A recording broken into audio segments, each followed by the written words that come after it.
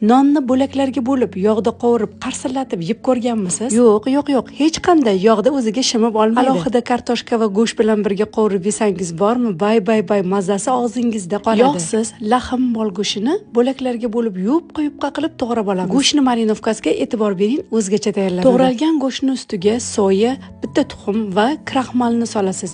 Tabga ko'ra tuz solib, yaxshilab aralashtirib olamiz. Bunaqa mazali tayyorlangan go'shtni faqat restoranlarda emas, endi uyingizda tayyorlab yesangiz ham bo'ladi. Kartoshkani yuvib, tozalab olamiz. Nonni ham to'g'rab, maydalab olamiz. Qizib turgan yog'da kartoshkalarni tillarang qilib qovurib olamiz. Pishgan kartoshkalarni alohida idishga olamizda, ustiga xona haroratida yumshab turgan sariyog', ko'kat va chesnok solib, tuz bilan aralashtirib olamiz. Qizib turgan yog'ga to'g'ralgan nonlarni solib, har ikki tarafini tillarang qilib qarsillatib qovurib olamiz. Nonlarni alohida idishga olamizda, qolgan yog'ida go'shtni qovurishni boshlaymiz. O'rtadan baloto'rg'ol olovda 3-5 daqiqada yuvib quyuqqa qilib to'g'ralgan go'shtlarimiz juda ham mazali bo'lib pishadi. Taom tayyor bo'ldi. Siz ham albatta tayyorlab ko'ring. Ishtahangiz ochilsa, Robiyangizningkiga mehmonga keling. Bu taom Achakovadan Mojito freshi bilan juda ham mazali bo'ladi. Sizga ham tavsiya qilaman.